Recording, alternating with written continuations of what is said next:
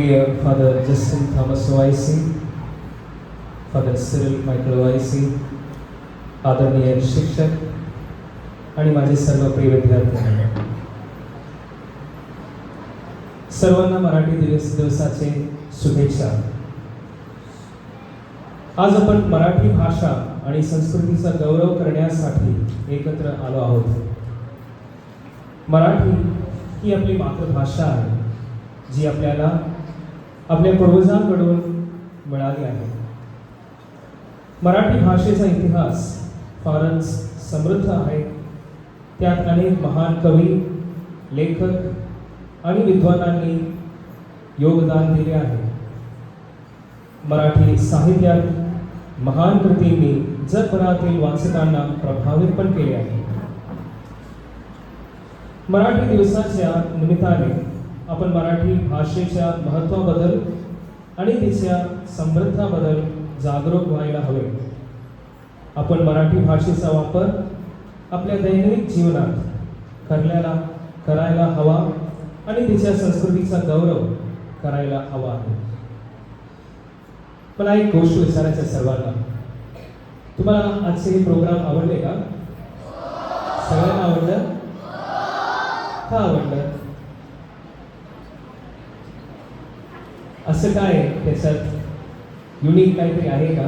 इथे तर प्रोग्राम होतच आहे ना, आज का तुम्हाला आवडलं इथं? का?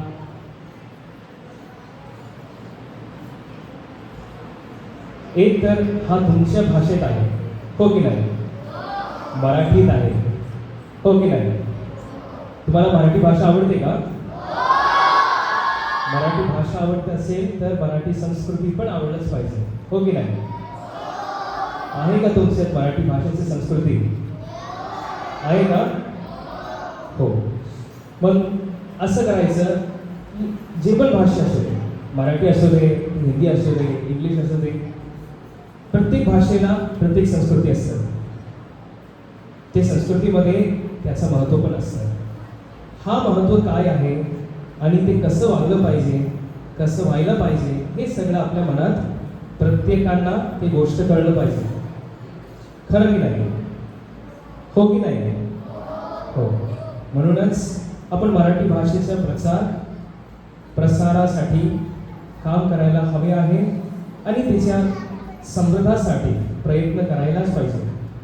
मराठी दिवसाची शुभेच्छा अजून एकदा सगळ्यांना मी देतो।